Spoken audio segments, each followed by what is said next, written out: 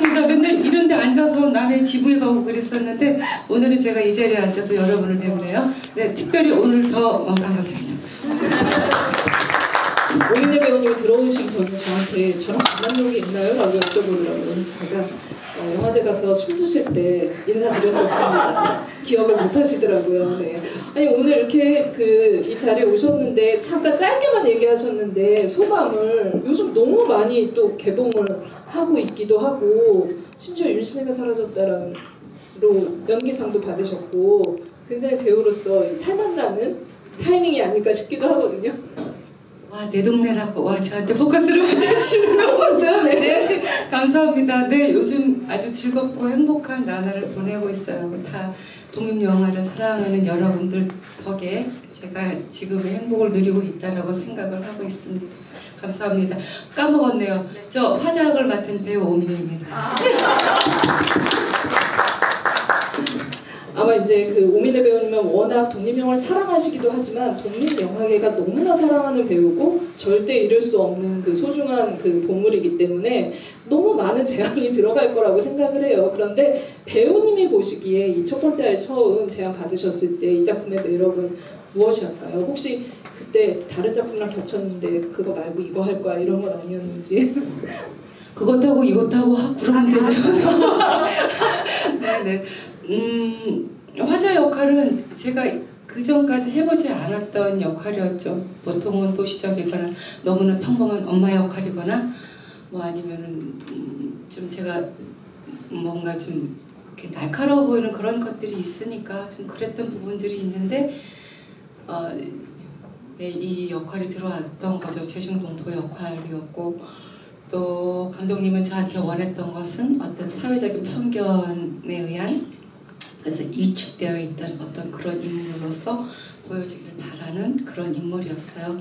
한 번도 해본 적이 없는 역할이었고 저 또한 그렇게 사회적인 문제에 대한 그런 이야기하는 걸 굉장히 좋아하거든요. 그래서 너무나 흔쾌히 네. 작품을 하게 됐었죠. 네, 동작구 주민을 대표하셔서 오민혜 배우님 말씀 들었는데요. 감독님 사회적인 문제를 이렇게 풀어내서 굉장히 마음에 들었다라는 배우님이 말씀을 하셨어요. 근데 진짜 이런 육아 문제, 결혼 문제 이런 여러 가지 감독님 단편부터 사회적인 문제를 떠나서는 얘기를 못 하시는 것 같다는 생각이 들어서 항상 매의 눈으로 비판의식을 가지고 이런 현상을 보지 않을까라는 생각이 들거든요. 저는 이 영화 보기 전에는 사실은 이 디테일들 때문에 분명 여성 감독이 만들었겠다라는 생각을 했었어요. 오히려 저의 뒤통수를 좀 쳐준 작품이라는 생각이 들었는데 어떻게 이런 문제에 관심을 갖게 되셨는지. 네. 제가 이 영화는 사실 저도 방금 말씀하신 것처럼 내가 사회 문제로 영화를 못 만드나? 이런 자각을 한 적이 있어가지고 이 이후로 단편을 짧은 걸 하나 찍었었는데 최근에 무용 단편을 찍어서 그래서 나 다른 것도 할 수 있겠구나 라는 생각을 최근에 하고 있고 네네 이렇게 심각한 문제만 얘기하시는 건 아니라고 합니다. 그리고 저도 뭐냐면 사회 문제는 사실 단편을 잠들지 못하는 어느 밤이라는 영화랑 밝은 미래라는 영화가 사실 제 대표 단편 영화들이었는데요. 하나는 죽기 전에 돌봄에 관한 어떤 영화였었고 그리고 밝은 미래 같은 경우에는 비정규직과 그리고 이 어떤 사회에 관한 영화였었어요. 그래서 이거를 딱 만들고 나서 장편을 무엇을 할까 하고 생각을 했을 때 그냥 내가 계속 하던 거 그리고 계속 잘해왔던 거를 하자 이런 마음으로 약간 이 단편 세 개를 합친 느낌으로 장편을 하게 됐었고 감독님 단편에 이제 인물들이 다 장편에서 모인 느낌도 느낌이었죠. 그래서 진짜 아이러니한 거는 잠들지 못하던 어느 밤 할 때는 그런 얘기를 들었었거든요. 주인공이 남편이었어요. 그래서 너는 여자 와이프 역할에 대해서 되게 빌런처럼 거기다 나왔거든요. 그래서 여자를 잘 이해 못하는구나 이런 말을 들었는데 근데 이거는 이 영화에서 반대 현상이 발생하는데 아무래도 그건 시점의 차이에서 오는 문제였던 것 같아요. 왜냐면 이 영화가 정화의 시점으로 거의 95% 진행이 되다 보니까 우석의 상황을 거의 안 보여주거든요. 그래서 그거를 조금 더 보여줬더라면 조금 더 우석의 상황도 보여줬을 텐데 이 시점을 선택한 이유가 있었고, 왜냐면 정화의 세계를 완전 보여주고 싶은 마음이 있었으니까 그래서 그런 식으로 진행이 됐던 것 같습니다. 네네. 그래서 이번에는 좀 약간 또 다른 분들이 넌 남자를 모르냐 이 얘기도 좀 들으셨겠어요? 그렇다고는 너가 그랬냐 약간 이런. 아 너가 그랬냐? 네. 약간 오히려 네가 나쁜 사람이구나, 너가 네. 꼰대구나, 약간 이런 얘기를 좀 많이 듣고 있는데 아마도 제 안에 꼰대가 좀 나온 것도 있지 않을까, 약간 이런 생각도 하고 있습니다.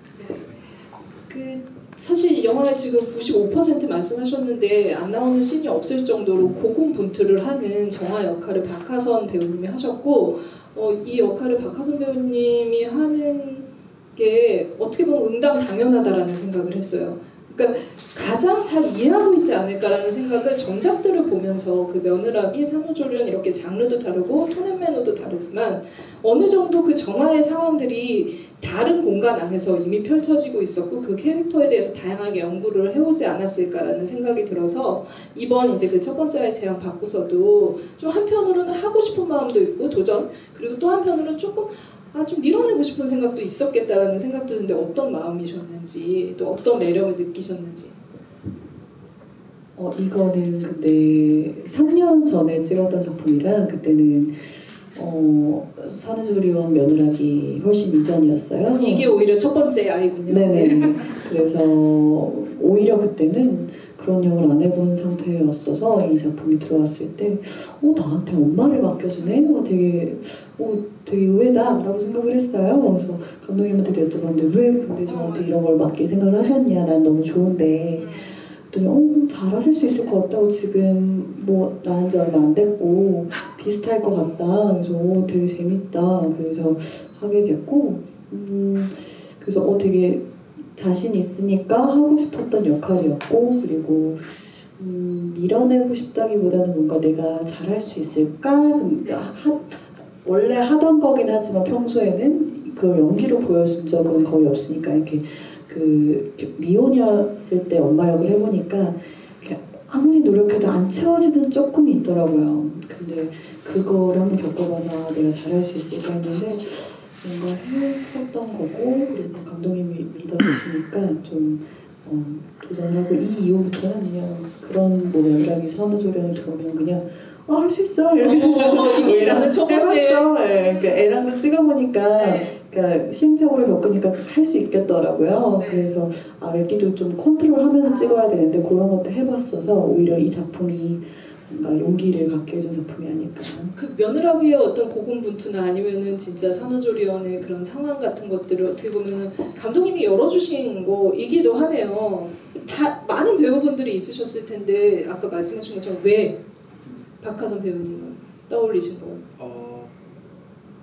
우선 지금 이 영화를 보고 어떤 분들이 굉장히 남자 감독인지 몰랐다라고 말씀을 해주시는데, 저요죠. 네네, 사실 굉장히 감사한 마음이 크고요. 그러니까 그 부분을 아마 제가 실제 경험이 없었던 배우분과 했으면 그런 느낌이 안 났을 것 같고, 그 부분에서 박하선 배우님이 채워주신 부분들이 많아요. 그래서 실제 경험이 있는 배우분이었으면 좋겠다라는 생각을 했었고, 왜냐면 거짓말을 하는 게 될 것 같은 거죠, 기본적으로. 그래서 그런 부분이 제일 컸었고, 두 번째로는 이 영화에서 정화라는 캐릭터가 기존의 육아를 다루는 영화랑 좀 달랐으면 좋겠다고 생각했던 부분은 그 주연 정화의 어떤 무드나 어떤 분위기가 조금 되게 강조됐으면 좋겠다라고 생각을 했었어요. 그래서 그런 부분이 배우님이 갖고 계시는 무드가 되게 좋다고 생각을 했었고,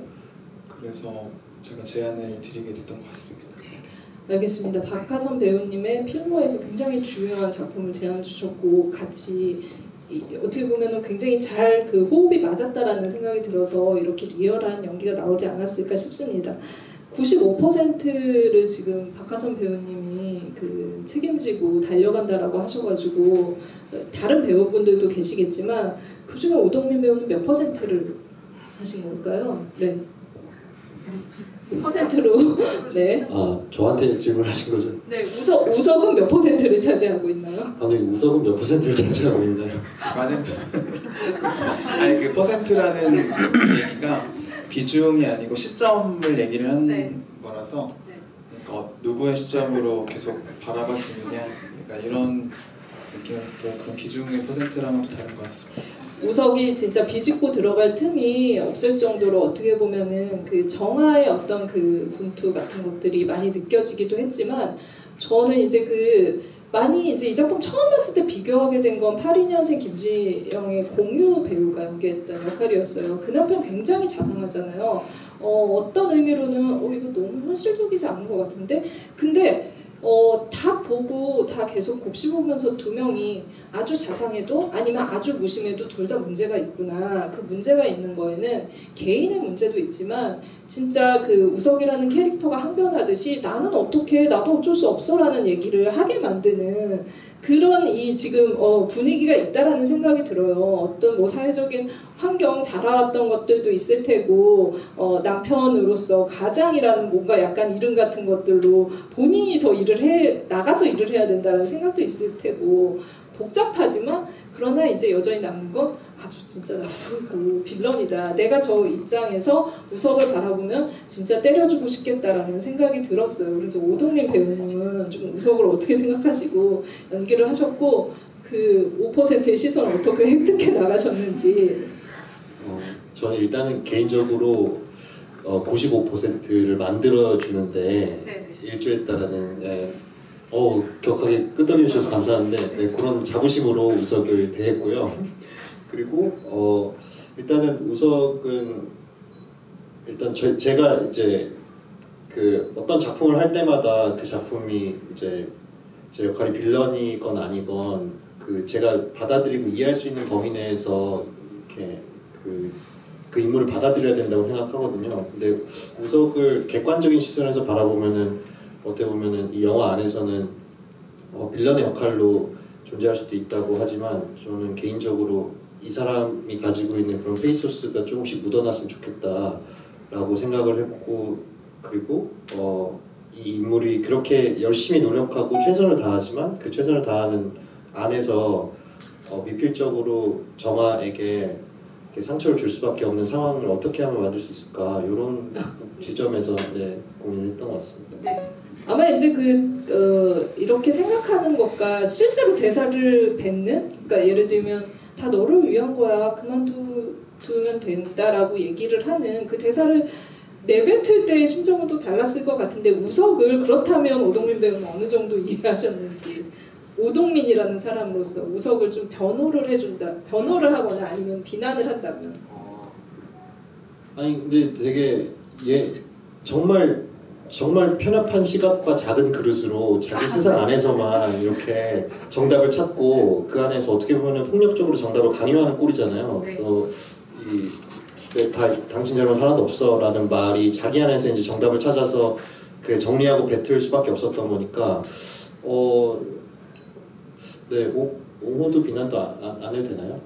네, 그 안에서 얘가 근데 그 씬에서 재밌었던 거는 이제 제 나름대로 그 우석이 가지고 있었던 그 서브텍스트들을 이렇게 마음속에 쥐고서는 그 말을 뱉는데 그 실소를 하시더라고요. 박하선 배우님께서 실소를 하는데 그게 이제 사전에 계획돼 있었거나 뭐 제가 알기로는 저한테 미리 말씀 안 해주셨었던 걸지도 모르겠지만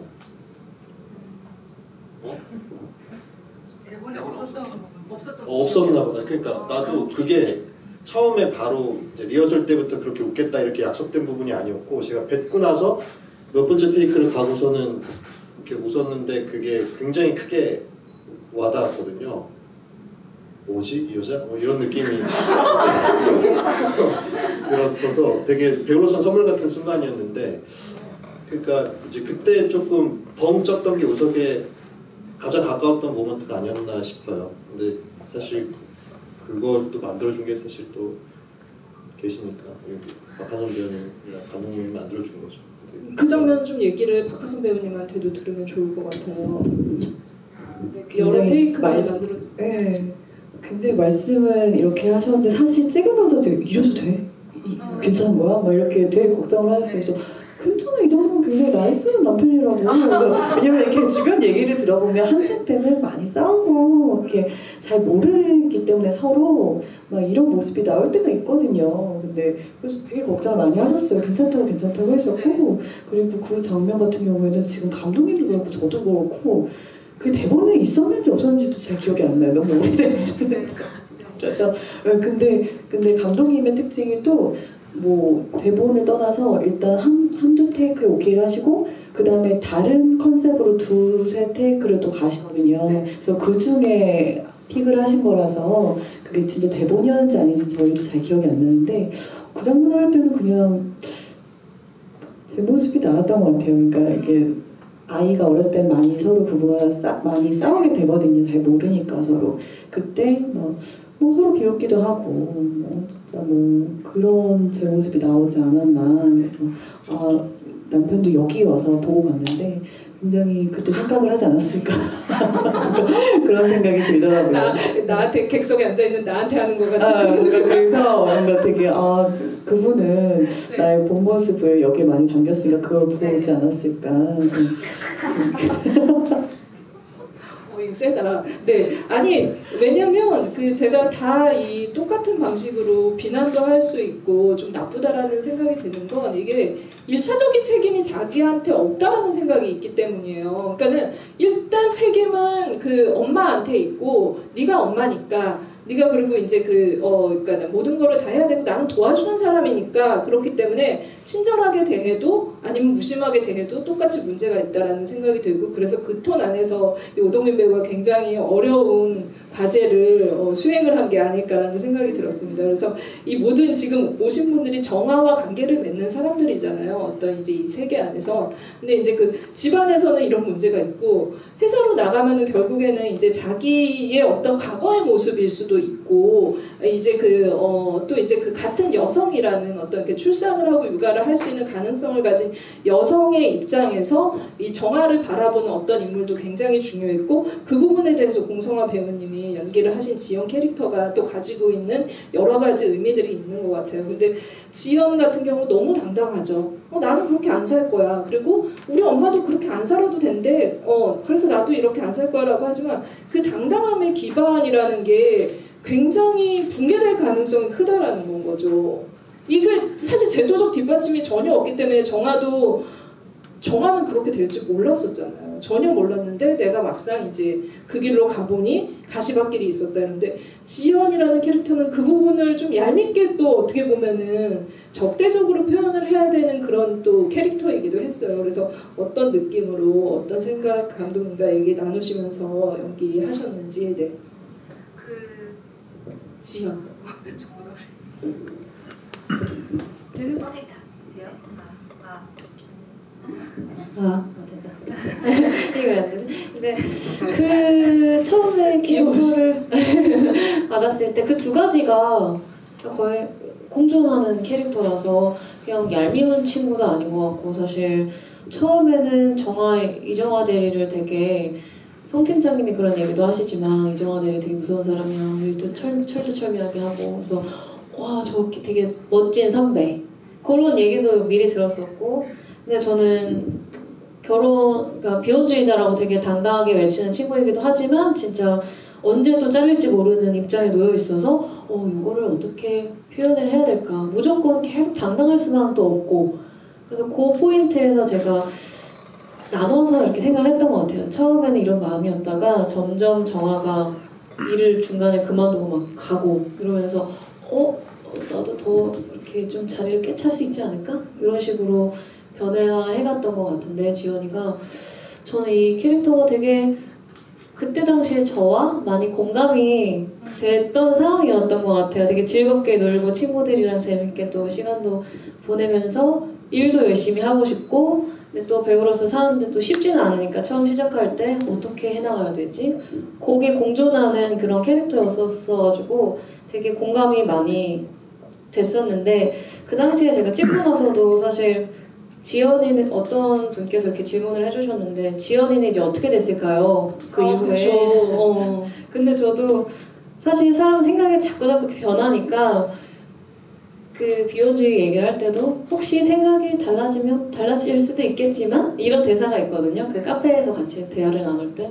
그래서 계속 생각들이 오락가락 사실 했던 것 같기도 해요. 지연이도. 근데 그 당시에는 굉장히 자신 있게 얘기를 했던 것 같은데 그래서 그런 캐릭터로 준비를 했었던 것 같습니다. 네. 감독님께 이 정아라는 여성과 어떻게 보면은 지연이라는 여성 세대, 그러니까 나이대가 다른 건 거죠. 그리고 상황이 다른 건 거죠. 결혼을 했고 하지 않았고 어떻게 좀 비교하시면서 둘의 대립관계를 좀 그리셨고 포커스 맞추셨는지. 이제 그 지연 같은 경우에는 이 영화에서 그 여성 캐릭터들이 상당히 많이 등장을 해요. 그런데 가장 진보적이고 가장 현시대적인 여성상을 그려야겠다라는 생각을 했었고, 그래서 뭐 엄마도 나오고, 그러니까 구시대의 엄마도 있고, 그리고 현시대에서 가장 어떻게 보면 나는 일도 뭐냐면 일이 더 중요하고, 뭐 애기 뭐냐면 낳는 것도 사실 별로 관심이 없고, 이런 어떤 가장 진보적인 가치관을 드러내는 인물로 그리고 싶었어요. 그리고 신별로 예를 들어서 뭐 초반에는 지연의 마음이 정아 입장에서는 잘 이게 아군인지 적군인지 잘 몰랐으면 좋겠다. 왜냐면 정아를 계속 위협을 하는 존재여야 하니까 이런 식으로 그려졌으면 좋겠다고 생각을 했었고, 후반에 결국 그것이 뭐 지연이 나쁜 아기가 아니었고 그냥 그 송 팀장이랑 카페에서 대화를 하다 보면 나오는 게 그냥 이거는 어떤 시스템의 문제였다, 이렇게 정리가 되기를 바랬었고요. 그래서 지연이 이야기하는 가치관들, 예를 들어서 저번 지구일 때 그런 얘기가 나왔었는데, 뭐 예를 들어서 자기는 뭐 아이 같은 거 안 낳으려고 하고 자기 어머니는 또 자기 낳고 후회를 했다. 그러니까 이런 가치관들도 어떤 가치관이라고 생각하냐면 그 요즘 그 아이를 낳는 것, 뭐 저출산에 관련된 영화긴 하지만 요즘 뭐 아이를 낳지 않는 것도 사실은 어떤 인권적인 측면에서는 맞는 일일 수도 있다고 생각을 하거든요. 그런 가치관에서 이야기를 하는 인물이라고 생각을 하면서 그 지연 캐릭터를 만들었던 것 같습니다. 네, 진짜 감독님 말씀하신 것처럼 이 영화에는 여성들이 압도적으로 많이 등장을 하잖아요. 그 송 팀장과 어떻게 보면 우석을 빼고 나서는 거의 이제 그 여성 캐릭터의 다양한 연령 그리고 계급들을 보여주고 있는데, 왜 여성들이 이렇게 출산이나 육아의 문제, 돌봄의 문제에 있어서 연대하게 될까라고 생각을 했을 때 이 영화 바닥에 있는 결국은 시스템이 없기 때문에 처음부터 엄마한테 부탁을 하지만 엄마가 해결책은 아니거든요. 그리고 이후에 어떤 그 이제 그 도우미로 오시는 분도 화자라는 그 어떤 그러니까 재화를 지불하고 뭔가를 돌봄을 부탁을 해도 해결이 안 되는 거고, 또 그리고 내가 굉장히 이제 그 제일동포기 때문에 제중동포기 때문에 굉장히 이제 그 나랑은 좀 약간 다른 세계에 있다라고 생각을 하고 편견을 가지고 있었더니 한 커플 보고 나니까 너무 똑같은 상황인 거예요. 그 문제에 있어서 가족을 건사하거나 책임을 져야 되고 그것 때문에 일을 잘 못하고 오해를 받고 그런 상황이 그 캐릭터에 대해서 또 이제 아까 잠깐 얘기하긴 하셨지만 오민혜 배우님께도 좀 어떻게 공감하셨는지, 그리고 조금 이제 그 편견에 대해서 좀 깨준 거는 우리가 생각하는 제주동포의 그 전형적인 특징이 있잖아요. 근데 언어의 어떤 그런 톤이나 이런 것들도 전혀 다르게 했다라는 데서 또 하나의 고민이 있으셨던 것 같고, 또 이제 그 만드신 부분, 감독님과 만드신 부분들이 있었던 것 같아요. 그래서 굉장히 흥미로운 캐릭터였는데 화자에 대해서 얘기를 좀 들어보도록 하겠습니다. 그러지 않아도 그 사투리에 관련해서 감독한테 한 3번 정도 물어봤을 거야. 괜찮아? 그냥 사투리 안 해도 돼? 괜찮을까? 억양만이라도 조금 집어넣으면 안 될까? 조금 욕심 나셨죠? 왜냐하면 뭐 이제까지 해왔던 전형적인 그 캐릭터들의 모습이 있잖아요. 그런데 그게 아니고 그냥 있는 그대로를 해달라고 그러는, 나 이러다가 이거 혹시 요거도 먹는 거 아니야? 제대로 이렇게 제주동포스럽지 못하게? 그런 두려움이 약간 있었어요. 그랬는데 내 주변에 있는 사람들은 그렇게 사투리 안 썼어요 라고 이제 예시도 좀 해주기도 하고, 그런데 사실은 제 주변에는 그런 사람이 없었는데 어쨌거나 당연히 그럴 수 있잖아요. 그래서 오케이 그러면 오히려 그런 부분에서 도전해 볼 만하다라는 생각도 들었어요. 이때까지 남들이 해왔던 전형성에서 벗어나서 오히려 더 대중동포스럽지 않게 하는 그 부분이 오히려 나중에는 매력적으로 다가오게 되더라고요. 살짝 한마디를 그냥 그 사투리로 좀 쓰시더라고요. 그리고는 전혀 안 쓰시는데 3번이나 배우님이 이렇게 얘기를 하고 약간 걱정, 우려되는 부분도 있었던 것 같아요. 왜냐면 전형적인 어떤 그 모습이 있으니까. 근데 감독님은 어떤 그 모델이 있으셨던 건가요, 혹시? 그러니까 이 소재 사실은 제 이제까지 사회적인 영화를 다루면서 어떤 대상을 굉장히 계속 재현하는 작업을 계속 하고 있는데요.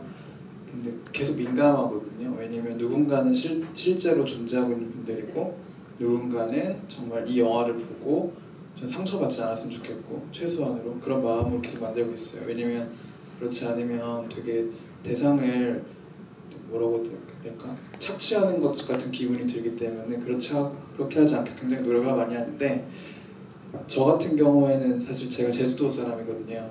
근데 누가 저한테 와가지고 너 제주 사람인데 제주 사투리 왜 안 써? 이러면은 굉장히 당황스럽고 황당할 것 같은 느낌이 있어요. 그리고 거리상으로도 그렇고 사투리의 강도도 그렇고 사실 제주 사투리도 굉장히 멀리 떨어져 있고 굉장히 강한 사투리인데도 불구하고 이상하게 딱 그 제중동포에 관한 재현만 우리나라 영화나 드라마나 굉장히 전형적으로 구성이 되어 있고 너무 과잉일 수도 있겠네요. 네. 그래서 가족하고 있을 때만이라도 사투리로 써보는 걸 또 제안을 했었어요. 네네네. 근데 거기서도 고민을 좀 하시더니 아니다 그냥 가자 이렇게. 근데 또 배우 입장에서는 이해되는 게 또 배우들끼리 있으면 왜 저런 사투리를 연기를 안 했을까 이런 분명히 얘기가 나올 거라는 생각을 했어요. 그렇지만 이 영화에서 그렇게 똑같이 다뤄버리면 이거 안 될 것 같다라는 판단을 했던 것 같습니다. 네. 아마 이제 정화가 바라보는 화자는 편견에 가득 차, 즉 편견이 있을 수밖에 없는 그런 상황에서 출발을 했지만 점점 이해를 넓혀가는 것처럼 감독님도 이제 그 화자라는 캐릭터를 최대한 편견 없이 바라보려고 하는 하나의 장치라는 생각이 들어서 오히려 보고 나서는 그 부분이 독특하면서도 이해할 지점을 열어줬다라는 생각을 하게 됐습니다. 네. 그 박하선 배우님께 이 영화가 그래서 이제 정화가 95% 시각으로 바라보면서 흘러가고 있는데 아마 다들 궁금해하실 거예요. 정화는 어떤 선택을 그럼 하게 될까라고 했을 때 마지막에 이 정화의 선택에 대해서 배우님은 좀 어떻게 생각하시고 또 어떻게 지지를 하시는지 그리고 앞으로 어떻게 정화는 살아갈까요? 네.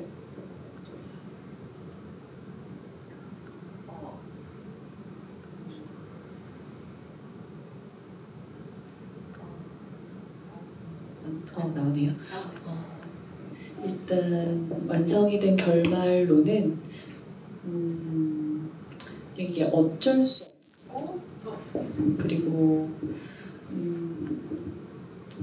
네, 죄송합니다. 어쩔 수 없는 상황이고 또 그에 대한 답은 지금 현재 나와 있지 않고 실제로도 아직 해결을 해야 되는 문제이기 때문에 감독님이 이렇게 열린 결말로 가신 것 같은데 이 정도로 해결을 했죠. 근데 결말이 사실 저희가 처음에는 다른 결말이었어요. 시나리오상에는 그게 무슨 그때만 해도 전 사실 그 엔딩에 꽂혀서 이 작품을 하긴 했는데 왜냐하면은 그게 요즘 바뀌기 전에 계속 뉴스로 나오죠. 이게 3년 전 작품임에도 지금 봐도 이상하지 않는다는 게 사실 슬플 정도로 많이 바뀌지 않고 있는 상황이긴 한데 그때만 해도 시나리오상에는 이게 뉴스에 자녀 살해 후 자살이라고 요즘에 바뀐 지 얼마 안 됐죠. 예전만 해도 뭐 같이 동반 자살이라고 했었는데 네 이제는 그렇게 표현되는 그런 장면처럼 뭔가 이렇게 실루엣으로 베란다 실루엣으로 마지막에는 아이를 번쩍 안아 올린다 해서 끝이었어요. 그게 첫 번째로는 아이가 너무 사랑스러워서 들을 수도 있고 두 번째로는 약간 그런 걸 비유할 수도 있겠다 해서 이게 저는 그때만 해도 산후 우울증에 대해서 그걸 겪었던 사람으로서 굉장히 공감이 가는 한 번 정도는 이게 다뤄져야 되지 않을까 왜 저 사람들이 뉴스에 보면 저렇게까지 했을까가 궁금했거든요. 그러니까 아이를 낳기 전에는 어떻게 엄마가 저래 아빠가 저래 이랬었는데 나중에는 낳고 보니까 이해를 하면 안 되지만 도대체 어떻게까지 했길래 저런 상황까지 갔을까 너무 안타깝다. 물론 죄는 나쁘지만 도대체 어떻게 뭐 도와줄 사람이 없었나 뭐 그런 생각을 했었어요. 그래서 원래 결말은 그랬고 또 중간에 저희가 바꿨던 건 좀 행복한 결말 어떻게 보면 82년생 김재영처럼 그냥 뭔가 이렇게 행복하게 열린 결말이었어요. 근데 거기서 세 번째로 바뀐 건 사실 여건이 안 되기도 했어요. 아이가 중간 이후쯤에 뒤로 넘어졌던 장면이 있는데 어떤 장면을 찍다가 뒤로 넘어졌는데 그 뒤에 제가 하필 있었던 거예요. 그래서 제가 한 게 아닌데 장판에 넘어져서 막 이렇게 많이 다치진 않았는데 제가 한 줄 알고 그 다음부터 저만 보면 우는 거예요. 그래서 아이랑 같이 있으면 무조건 다 울었어요. 아이가 나중에는 트라우마가 생겨서 그래서 아이랑 함께 찍을 수가 없었어요. 그래서 이것도 안 되고 저것도 안 될 것 같아서 감독님이 마지막에 바꾸신 게 그냥 집에서 끝을 내자. 그래서 그렇게 끝난 결말이라서 참 많은 시행착오가 있었죠. 그래서 나중에는 지금 결말로 따지면 이게 어쩔 수 없고 이게 사회적으로 우리가 도와줘야 되고 좀 고민을 해봐야 되는 문제가 아닐까 해서 그렇게 결말로 바뀐 거고 더 생각을 해보자면 정화는 그냥 이렇게 제 주변에도 유치원 다니면 분명히 일을 했었는데 지금은 전업으로 아이를 보시는 분들이 많으세요. 근데 그런 걸 표현하지 않았을까 어떻게 보면 되게 현실적인 결말인 것 같아요. 네.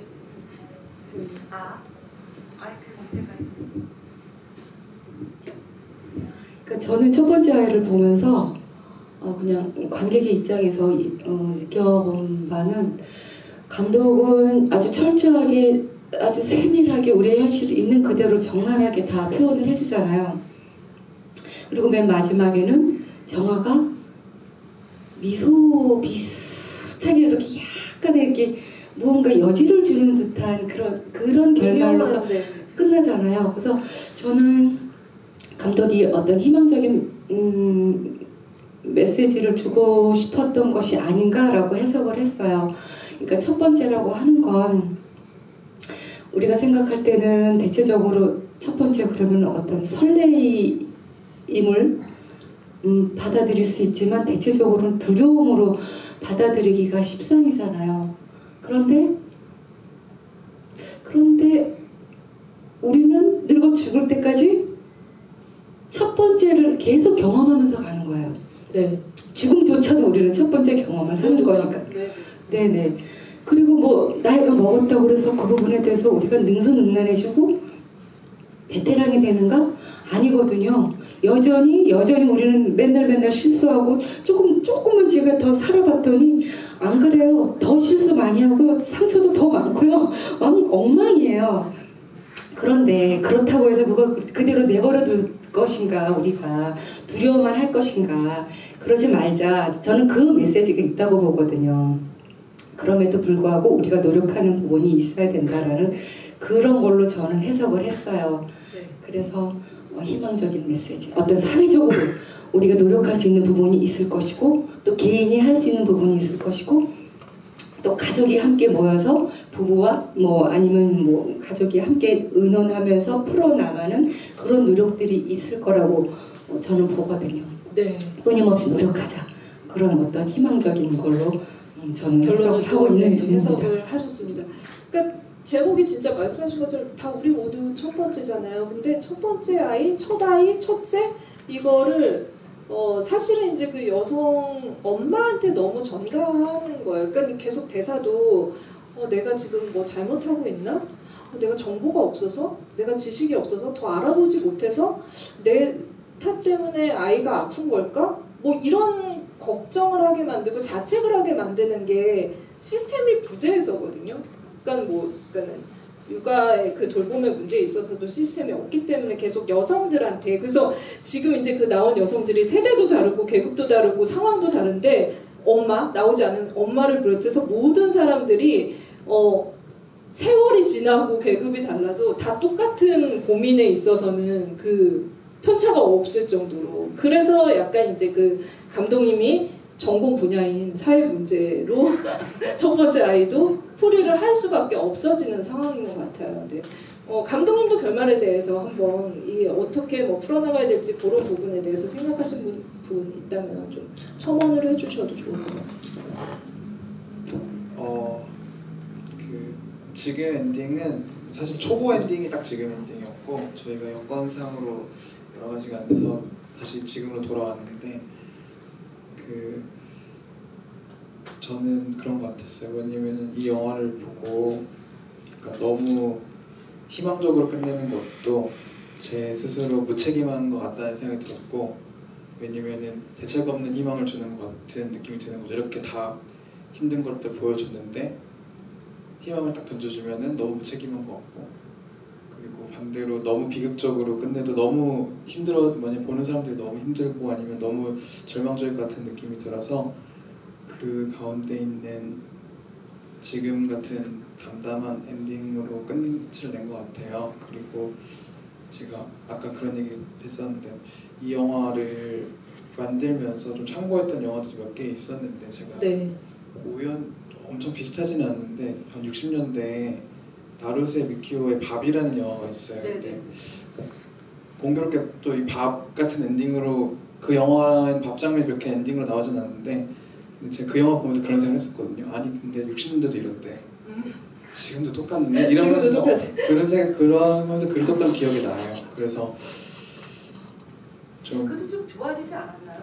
그것보다는 좋아졌는데 근데 비슷해요. 감정선이 거의 비슷하고 그래가지고 바뀌었으면 좋겠다. 그러니까 이런 마음의 엔딩이지 않을까 싶습니다. 네, 알겠습니다. 뭐 오동민 배우님 하실 얘기 있으세요? 엔딩에 대해서요? 아니 바뀌었나요? 아니 근데 저는 이게 처음엔 편견에 대한 이야기라고 생각했었거든요. 선입견에 대한 이야기라고 생각했었는데 어쩌면 소재를 다 떠나서 우리는 사는 모습과 되게 닮아있다라고 생각이 드는 게 제가 너무 이 영화 개봉하고 나서 우석으로서 또 GV를 몇 번 다니다 보니까 이게 그렇게 된 건지 모르겠는데 그러니까 얘 안에서는 너무 납득이 될 만한 일들이 있었고 그게 밀필적으로 그러니까 가해자는 없는데 그 누군가에게 피해를 입히는 상황이거나 내가 손해를 보는 상황이거나 하는 경우들이 생기는 것이 우석뿐만 아니라 사실 회사에서도 그렇고 지원도 그렇고 화자도 그렇고 사실 다 이게 어쩌면은 더불어 살아가는 우리가 가지고 가야 할 현실적인 딜레마이지 않을까라는 생각도 갑자기 들더라고요. 그래서 네 그런 생각을 하면서 듣고 있었습니다. 네, 진짜 송 팀장이나 아니면은 뭐 지연이나 우석이나 어느 입장에도 우리 모두를 좀 대입시켜 볼 수 있을 것 같아요. 그리고 그냥 아무 생각 없이 좀 약간 남의 입장 생각 안 하고 얘기를 던지거나 행동한 게 아닐까라는 생각도 그 각각의 케이스로 보면서 좀 했던 것 같습니다. 단톡방 네. 그래서 어쩌면 아까 말씀하셨던 그런 시스템의 부재라든가 어떤 무엇 하나 어디 이렇게 명확했다면 어떤 매뉴얼을 만들거나 시스템을 구축할 수 있었는데 이제 각자 개인의 어떤 자발적인 어떤 양심에 의해서 그 각각의 방식대로의 정답을 찾아나가야 되는 거기 때문에 매우 어려운 거 아닌가. 이게 어쩌면 한 번쯤 더 생각해볼 만한 거리들을 남겨주는 이야기이지 않을까 이런 생각이. 네. 저희 채팅방에 질문들이 들어와서 질문들을 소개를 해드리면서 얘기를 더 나눠보도록 하겠습니다. 이분 마블 정님은 워킹만 18년 차라고 너무 공감하면서 보셨다고 합니다. 마지막에 현실적인 선택을 할 수밖에 없는 상황이 안타까웠는데 영화 82년생 김지영이 떠오르기도 합니다 하셨고요. 혹시 감독님이 주변의 경험담을 반영하셨냐는 질문을 주셨어요. 혹시 이런 캐릭터나 네, 사실 인터뷰를 굉장히 많이 했었어요. 그래서 캐릭터 같은 것도 지금 이건 처음 얘기하는데 지연 같은 캐릭터도 제 친구 중에 의상 관련된 일을 하다가 애를 낳은 다음에 그 친구한테 얘기를 하다가 딱 지원 같은 얘기를 들었어요. 자기가 육아휴직할 때 누군가 들어가지고 그런 얘기를 들어서 지연 캐릭터를 넣게 됐고, 그리고 지금 화자 같은 캐릭터도 제가 그때 실제로 보호하시는 분들을 5분 정도를 인터뷰를 했었거든요. 그냥 찾아가지고. 근데 그 중에 되게 정말 충격받았던 것 중에 한 분은 자기가 실제로 중국에 아기가 있는데 잘 못 본다는 거예요. 그 한국에 계시니까. 근데 그게 굉장히 그걸 한 번에 모으니까 되게 극적이고 과하게 느껴질 수 있지만 그래도 이거를 넣으면 좋겠다라는 생각으로 했었고, 디테일한 것들은 거의 대부분이 다 조사와 인터뷰와 공부를 하면서 디테일들을 채워놨던 것 같습니다. 네, 뭐 백화점에 가서 기저귀를 갈거나 이런 장면 같은 것들도 굉장히 디테일한, 어떻게 보면은 그 상황을 모르면은 넣을 수 없는 설정이라는 생각이 들었습니다. 여러 가지 그 주변에 그 조사가 있었다고 합니다. 손흔든 라이언님께서 아까 박하성 배우님 잠깐 얘기하기도 하셨는데 좀 연결해서 이 질문 소개해드릴게요. 첫 번째 아이는 박하선 배우님의 필모그래피에 정점을 찍은 영화라고 생각합니다 라고 해주셨고요. 박하선 배우님이 예전에 산후 우울증을 좀 겪으셨다고 들었는데 어떻게 극복하셨는지, 노하우가 있으신지 질문 주셨습니다. 노하우는 없던 것 같고 그냥 일을 하면서 저는 극복이 됐던 것 같고, 너무 재밌는 게 저는 그게 여성만이 가질 수 있는 감정인가 그랬어요. 호르몬 때문에. 너무 웃긴 게 제가 한 2년 정도 일을 쉬게 되면서 뭐 회복도 해야 되고 이러면서 2년 정도 쉬게 됐었는데, 아이 낳고 그때 제가 한 2년을 봤어요, 아이를. 그때 제가 그게 왔었던 거였는데 막 답답하고 아이 때문에 울면 안 되니까 막 끄끄거리고 있다 보면 막 얼굴에 핏줄 다 터져 있고 막 이랬던 그랬는데, 그 이후에 제가 일이 많이 하게 되면서 남편이 한 2년 정도 또 아이를 전담으로 보게 됐어요. 네네. 관객석에 앉아 계시던 그분. 네, 그분 이상하게 희한하게 저희가 그렇게 계획은 한 건 아닌데 둘 다 바쁠 때는 많이 없더라고요.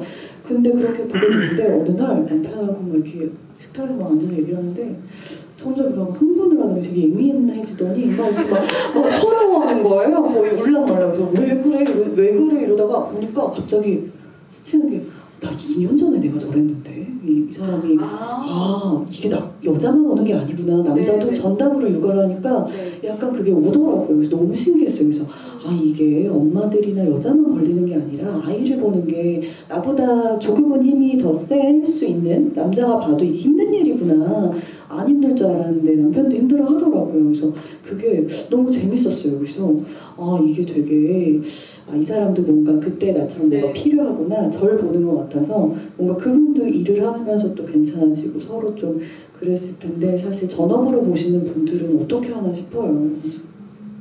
그분이 좀 집에서 귀가 간지러우실 것 같기도 하지만 어쨌든 이게 그냥 여성의 문제는 아닌데 너무 이제 그 엄마의 문제라는 식으로 우울증을 치부를 하는 게 진짜 말씀하신 것처럼 그런 사례에서도 보이는 것 같다는 생각이 듭니다. 방법은 없다고 합니다. 방법은 시스템이 조금이라도 발전을 해야지 좀 이루어지지 않을까 그런 생각이 듭니다. 방법이 생각이 났어요. 네. 제가 생각하는 그 개인적인 방법들은 그냥 얘기해도 다 들리지 않을까요? 개인적인 방법들은 왜 우울증에 걸리냐면 갇혀있는 공간에서 하루 종일 아이와 같이 살다 보니 갖고 있는 에너지를 분출하지 못하기 때문에 죄송합니다. 너무 이상한 얘기를 지금 나가는 것 같아요.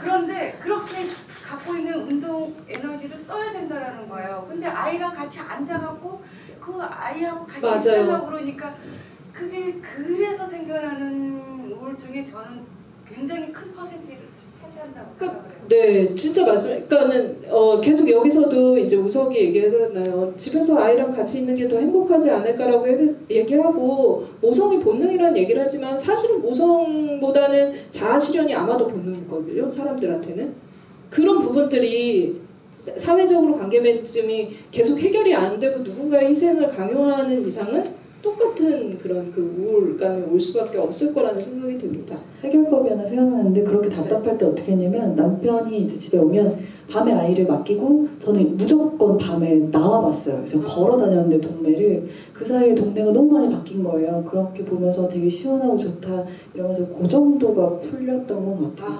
정화가 극장 가는 그 씬도 있었어요. 너무 많이 공감하실 거예요. 아무렇지 않게 했던 일상이 사라진 그런 상황이니까. 네. 햇님 질문도 소개해드릴게요. 네. 정화는 지연이 본인이 한 실수 때문에 그만두게 되었다고 생각했을 때 송 팀장과의 마지막 대화에서 헛웃음을 지었을 때 어떤 생각을 했을지 궁금합니다. 네.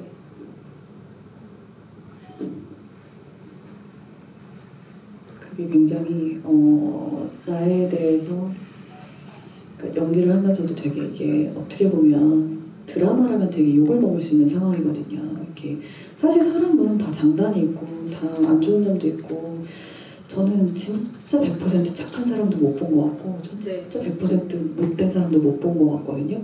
근데 그게 다 인간이 가지고 있는 건데 살다 보니까 느껴지는 근데 그런 걸 연기할 때 이렇게 해도 되나 싶을 정도의 장면들이 있는데 드라마에서는 좀 조심을 해야 돼요. 실시간으로 욕을 먹을 수 있으니까.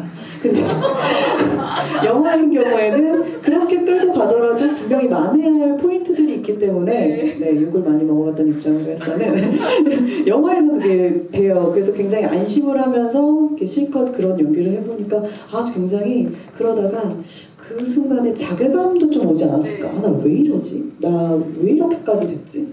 이게 아니라네? 나 뭐 한 거지? 그러니까 너무 화도 나고 뭔가 자괴감도 느껴질 것 같고 나 왜 이러고 살지? 약간 이런 감정도 느끼지 않았을까? 네. 공성화 배우님께 질문. 뿅뿅 네오님이 마지막으로 떠나는 지연의 모습이 처연하기도 하고 쓸쓸했다라는 그 평을 주시면서 그 씬 연기하실 때 느낌이 무척 궁금하셨다고. 네, 그때를 한번 떠올려 보신다면. 네. 이 질문이 되게 영화를 보시고 지연한테 많이 주시는 질문인 것 같아요. 근데 말씀해주신 것처럼 체연하기도 하고 뭔가 오묘하게 계속 저는 이 정화라는 선배한테 들었던 기분들이 처음부터 여러 가지의 마음들이 들었어가지고 이 회사에 대한 생각 그리고 제가 앞으로 어떻게 살아야 되는지에 대한 거 그래서 그런 동시에 마음이 들었었던 것 같아요. 그러면서 정화만 본 거라기보다도 이 공간, 이 회사 그냥 이제 내가 잘렸구나 약간 이런 것도 있고 나를 이렇게 일러 바쳤구나 뭐 이런 생각도 약간 들면서 근데 내가 또 잘못을 했구나 뭐 이런 게 해소되지 않는 혼자만의 이 생각과 그렇지만 결국 여기를 떠나야 되는구나 이게 되게 좀 속상한 마음이 들었던 시인이었어요. 네. 마블정님 그 질문은 대답하실 수 있는 분들이 해주시면 좋을 것 같아요. 결혼과 출산은 선택의 시대인데 어떻게 생각하시는지요? 라고 하셨는데 오민희 배우님 먼저. 네. 결혼과 출산은 선택의 시대인데 그 부분에 대해서 어떻게 생각하시는지. 네, 저는 철저히 선택이었죠. 다. 네. 결혼도 마찬가지고 출산도 남편하고 그런 얘기 했었어요. 예술을 하는 사람인데 보통 사람의 삶을 살려는 노력은 해봐야 되지 않나. 처음엔 딩크적으로 살려고 그랬거든요. 네. 그랬는데 이제 동의를 얻었고 그래서 그러면은 우리 이렇게 하자고 했는데 그게 얘기가 된 거예요. 그러니까 저는 배란이 된 그 시기까지도 간까지도 다 기억하고 있는 거죠. 네. 이제 그렇게 원하는 아기를 갖게 되다 보니 42살에 아기를 낳았거든요. 노산이잖아요. 그런데 2개월, 3개월 때가 제일 위험하대요. 그런데 위험한 줄도 모르고 아무것도 몰랐으니까 얼떨결에 아기가 생긴 거니까 그냥 신났어요. 그리고 일도 많이 들어오고 그래서 복댕이다 이러면서 전국을 다 돌아다니면서 그렇게 다녔던 거죠. 그리고 아기가 태어나서도 역시 마찬가지. 물론 아기를 데리고 오디션을 보러 다닌다든가 그런 현실적인 부분도 있었지만 전 성격이 이렇게 좀 굉장히 능동적이고 적극적이고 이런 편이에요. 그러다 보니까 이렇게 나한테 처한 어떤 현실에 쉽게 무너지는 스타일은 아니었어요. 아기가 나한테 날개다, 복덩이다 이런 생각을 하고 오히려 아이가 나한테 짐이 된다라는 느낌이 아니라 내가 이렇게 힘들 때 나한테 힘을 주는구나, 희망을 주는구나, 나한테는 날개 같은 놈이구나, 뭐 이러면서 너무너무 그 시간들을 소중하게 생각하면서 보냈던 저한테는 사실은 행복한 시간이었어요. 물론 고된 시간도 많긴 했죠. 남편이 아기를 도무지 다루지를 못하니까 관망만 하고 있었어요. 그래서 아기가 유치원에 다닐 때도 제가 다 엎어쳤다 매쳤다 아빠 노릇까지 다 해줬거든요. 그래서 아기가 유치원 가기 싫어할 정도였었어요. 유치원 가면 재미없대요. 엄마랑 노는 게 재밌다고. 엄마가 씨름해주고 뭐 다 해주고 이러니까. 네. 뭐 그렇게 이제 씩씩하게 살아왔던 스타일이었죠, 저는. 네. 배우님 그 가족사까지 배란 관련까지 다 듣게 됐는데 박수 한번 드릴까요? 이 질문도 많으신 것 같아가지고 감독님께 빨리 하나 여쭤볼게요. 그 곰팡이 천정 곰팡이 질문 주신 분이 있는데 금방 넘어갔는데 어디 갔지? 네, 그 부분에 대한 설정 어떻게 하셨는지에 대한 질문이셨어요. 네. 여기 있다. 네.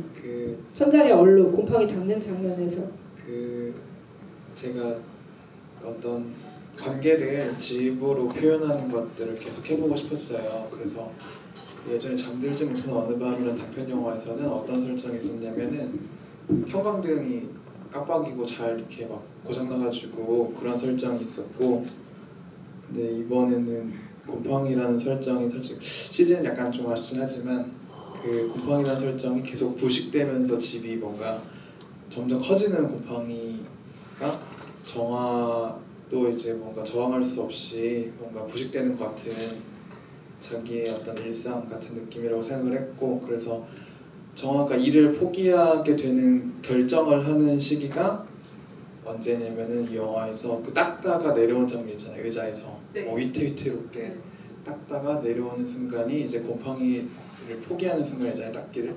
그 순간에 이제 그냥 결심을 하는 감정선과 그 어떤 이미지적인 것들과 이런 식으로 묶어서 설정을 했던 것 같습니다. 네. 김윤정님께서 그 서윤이는 어떤 삶을 살 것 같나요? 여기 굉장히 다양한 여성들이 나오는데 그 질문 누가 좀 서윤이에 대해서 서윤이의 미래에 대해서 생각해보고 계시면 마이크를 드리겠습니다. 네. 저의 네.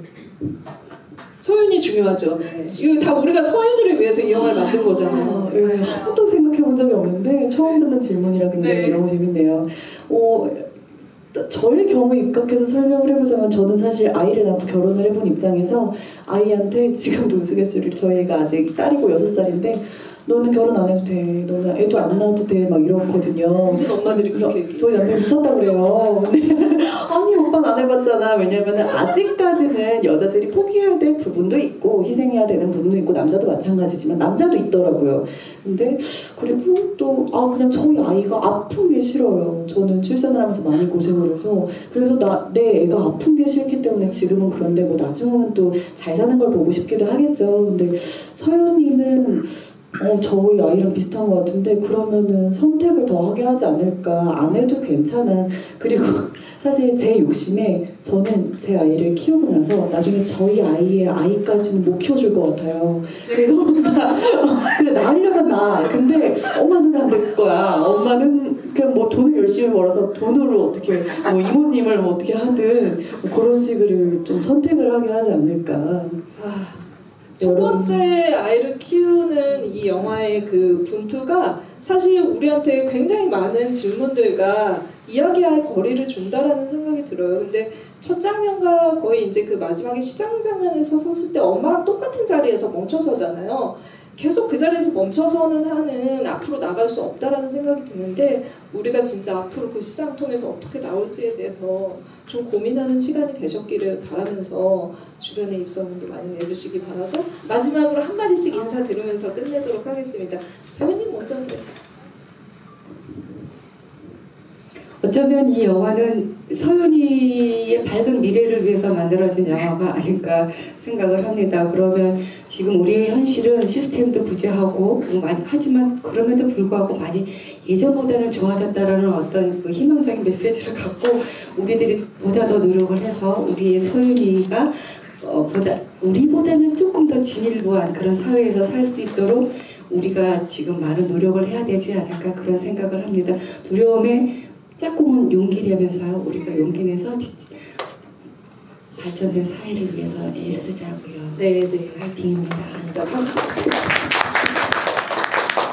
선배님께서 아까 얘기하시는 걸 들으니까 그 과정을 겪어오셨잖아요. 선배님은 아이도 이제 키우셨고, 근데 저는 아직 이제 시작도 안 한 입장으로 되게 밝은 미래가 그려지지도 않는, 사실 용기를 내고 해보자 해도 이게 현실적으로 이거 할 수 있을까? 사실 또 그렇기도 한 것 같아요. 그래서 보면서 답이 아직은 찾지 못했지만, 그렇게 분명히 좋은 밝은 미래가 있겠지만 어쨌든 제가 이때까지 살면서 제일 잘한 일이 엄마가 된 거였어요. 사람 송 팀장님의 말씀은 그러나 경험담이기 때문에 충분히 네네. 그러니까 정말 저도 저희 어머니도 결혼은 하지 않더라도 아이는 꼭 낳아봐야 된다 이렇게 한다는 얘기를 하시더라고요. 그래서 진보적이시다. 이걸 어떻게 해야 되는 걸까? 약간 저도 어머니가 저희가 5 형제여가지고 남매가 그래서 그쵸. 열심히 저도 살아가면서 이렇게 살다 보면, 그리고 나중에 이 영화를 다시 보면 그때서야 또 제가 답을 이 영화가 이런 얘기를 했었구나라고 더 많이 올 수도 있을 것 같아요. 지금은 지연의 입장에서 어떻게 보면 머물러 있을 수도 있는 것 같은데 약간 그런 질문을 줘서 저한테도 좀 의미가 있고, 네, 보시는 분들도 그런 시간을 가주셨으면 좋겠습니다. 공성아 배우님 어머님께 박수 한번 드리겠습니다. 감사합니다. 배우님 오동입니다. 저는 이 영화로 참 많은 걸 배워가는 그런 영화인 것 같고, 이렇게 GV를 거듭할수록 또 새로 많이 배워가는 것 같습니다. 네, 미혼이고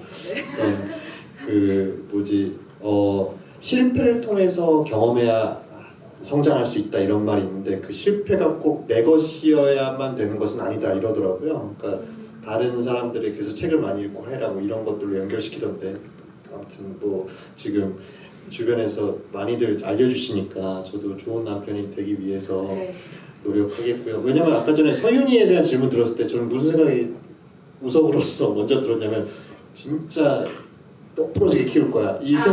그러니까 뭔가 이 아이에 대한 공감이라기보다는 이 딸이 어떻게 됐으면 좋겠다 뭐 이런 식으로 연결이 되는 거 보니까 한참 멀었는데, 아무튼 많이 배워갔으면. 네. 오동인 배우의 그 결혼, 출산, 육아를 지지하는 그런 미래적인 박수를 한번 드리도록 하겠습니다. 네, 앞에서 희망적인 얘기 많이 해주셨으니까 저는 어떻게 보면 친구들이 비혼장녀 영화라고 하더라고요.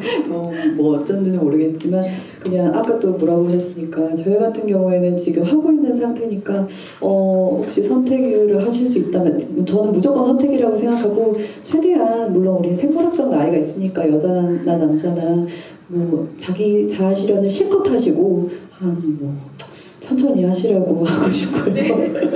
네, 성한테 늘 하는 얘기지만 긴 시간 이렇게 저희 이렇게 얘기 함께 해주셔서 감사하고요. 할수록 이렇게 재밌는 얘기가 나오는 것 같아서 아쉬운데, 저희의 첫 번째 아이의 GV로는 마지막 관객분들이세요. 너무 소중하고 너무 정말 감사합니다. 네, 박수 드립니다. 두 번째 아이 계획 없으시죠? 네. 황금 같은 일요일 오셔가지고 너무 감사드리고요. 저희가 진짜 마지막 GV일 수도 있는데 더 갈 수도 있을 것 같지도 모르고, 근데 너무 감사드린다는 말씀을 드리고 싶고, 이 영화를 통해서는 그냥 꿈을 향해서 일을 하면서도 같이 아이를 키우는 환경이 되면 제일 좋지 않을까? 왜냐면 우리가 그냥 무의식적으로 꿈을 하려면 아이를 포기해야 된다. 그러니까 이런 선택지밖에 없는 것 같은데, 그냥 이 영화 안에 정화도 같이 일을 하면서 아이도 잘 키우고 이게 더 제일 좋은 방법이 아닐까라는 생각이 드는 것 같습니다. 그래서 이렇게 봐주셔서 너무 감사드리고 조심히 들어가셨으면 좋겠습니다. 네, 박수 부탁드리겠습니다. 첫 번째 아이의 완전체 GV이자 어떻게 보면은 마지막 관객, GV로서는 관객이 될 수도 있겠다라는 그런 말씀 주셨는데, 여러분들도 좋은 시간이었기를 바라면서 그러면 오늘 자리는 마치도록 하겠습니다. 서윤이에게 한마디, 결혼은 잘 생각해봐라.